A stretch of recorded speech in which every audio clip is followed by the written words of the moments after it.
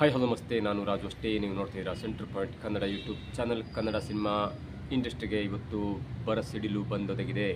ಯಾಕೆಂದರೆ ಪ್ರಖ್ಯಾತ ಪೋಷಕ ನಟರಾದಂಥ ದಿನೇಶ್ ಮಂಗಳೂರವರು ಇವತ್ತು ಬೆಳಗ್ಗಿನ ಜಾವ ಉಡುಪಿಯ ಅವರ ಕುಂದಾಪುರ ನಿವಾಸದಲ್ಲಿ ತಮ್ಮ ಕೊನೆಯುಸಿರೆಳೆದಿದ್ದಾರೆ. ಆದರೆ ನಿಜವಾದ ಕಾರಣ ಇಲ್ಲಿ ತನಕ ತಿಳಿದು ಬಂದಿಲ್ಲ. ಅವರಿಗೆ ಅನಾರೋಗ್ಯ ಇತ್ತು ಎನ್ನುವುದು ಕೂಡ ಅನೇಕರಿಗೆ ಮೊದಲೇ ತಿಳಿದಿತ್ತು. ಯಾಕೆ ಅವ್ರಿಗೆ ಸ್ವಲ್ಪ ಕಾಲು ನೋವಿತ್ತು ಎನ್ನುವಂಥ ವಿಷಯ ಈಗಾಗಲೇ ಅನೇಕರಿಗೆ ತಿಳಿದಿತ್ತು. ಅವ್ರಿಗೆ ಕೂತ್ಕೊಳ್ಳಿಕ್ಕೆ ಆಗ್ತಿರಲಿಲ್ಲ, ಸರಿಯಾಗಿ ನಡೆದಿರಲಿಕ್ಕೆ ಆಗ್ತಿರಲಿಲ್ಲ ಅನ್ನುವಂಥ ಮಾತು ಕೂಡ ಅನೇಕರು ನಾವು ನೋಡಿದ್ವಿ. ಆದರೆ ಸಡನ್ ಅಂದರೆ ನಿನ್ನೆ ರಾತ್ರಿ ಸ್ವಲ್ಪ ಅವರಿಗೆ ಆರಾಮೆಲ್ಲ ಜಾಸ್ತಿ ಆಗಿತ್ತು ಎನ್ನುವ ವಿಚಾರ ತಿಳಿದರೂ ಕೂಡ ಇವತ್ತು ಬೆಳಗ್ಗಿನ ಜಾವ ಉಡುಪಿಯ ಅವರ ಕುಂದಾಪುರ ನಿವಾಸದಲ್ಲಿ ದಿನೇಶ್ ಮಂಗಳೂರವರು ಇಹಲೋಕವನ್ನು ತ್ಯಜಿಸಿದ್ದಾರೆ. ಅಂದರೆ ಅವರು ಸಾವನ್ನಪ್ಪಿದ್ದಾರೆ ಅನ್ನುವಂಥ ಮಾಹಿತಿ ಇದೀಗ ಬರ್ತಾ ಇದೆ.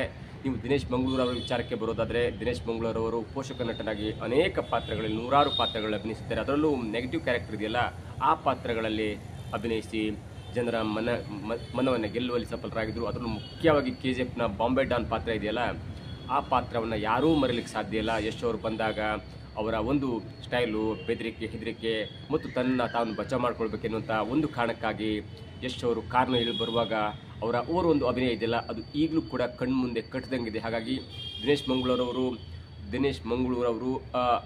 ಒಂದು ನೆಗೆಟಿವ್ ರೋಲಲ್ಲಿ ಅತ್ಯಂತ ಉತ್ತಮವಾಗಿ ನಟನೆಯನ್ನು ಮಾಡ್ತಾಯಿದ್ರು.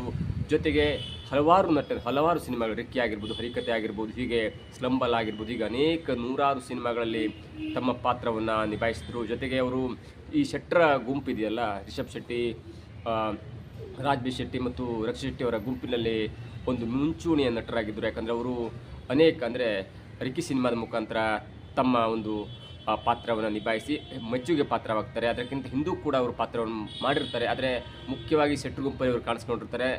ಜೊತೆಗೆ ಅವರು ಸಿನಿಮಾ ನಟನಾಗಿ ಆ್ಯಕ್ಟ್ ಮಾಡೋದಕ್ಕೂ ಮೊದಲು ಅವರು ತೆರೆ ಹಿಂದೆ ಕೂಡ ಕೆಲಸ ಮಾಡಿರ್ತಾರೆ. ಯಾಕಂದರೆ ಅವರಿಗೆ ನಿರ್ದೇಶಕನಾಗಬೇಕು ಎನ್ನುವಂಥ ಒಂದು ದೊಡ್ಡ ಕನಸಿರುತ್ತೆ. ಜೊತೆಗೆ ಅವರು ರಂಗಭೂಮಿ ಕಲಾವಿದರಾಗಿದ್ದರಿಂದ ಅವರಿಗೆ ಈ ಸಿನಿಮಾದ ತಾಂತ್ರಿಕತೆಯ ಬಗ್ಗೆ ತುಂಬ ಒಲವಿತ್ತು. ಸ್ಕ್ರಿಪ್ಟಿಂಗ್ ಆಗಿರ್ಬೋದು, ಡೈರೆಕ್ಷನ್ ಆಗಿರ್ಬೋದು, ಲೈಟಿಂಗ್ಸ್ ಆಗಿರ್ಬೋದು, ಆ್ಯಕ್ಟಿಂಗ್ ಆಗಿರ್ಬೋದು, ಕಾಸ್ಟ್ಯೂಮ್ಸ್ ಆಗಿರ್ಬೋದು, ಹೀಗೆ ಎಲ್ಲ ವಿಭಾಗಗಳು ಕೂಡ ಅವರಿಗೆ ಸ್ವಲ್ಪ ಅನುಭವ ಇತ್ತು, ನಾಲೆಜ್ ಇತ್ತು ಮತ್ತು ಆಸಕ್ತಿ ಇತ್ತು ಅಂತ ಹೇಳ್ಬೋದು. ಹಾಗಾಗಿ ಕನ್ನಡ ಸಿನಿಮಾ ಜಗತ್ತಿಗೆ ಇದೊಂದು ದೊಡ್ಡ ನಷ್ಟ ಅಂತ ಹೇಳ್ಬೋದು.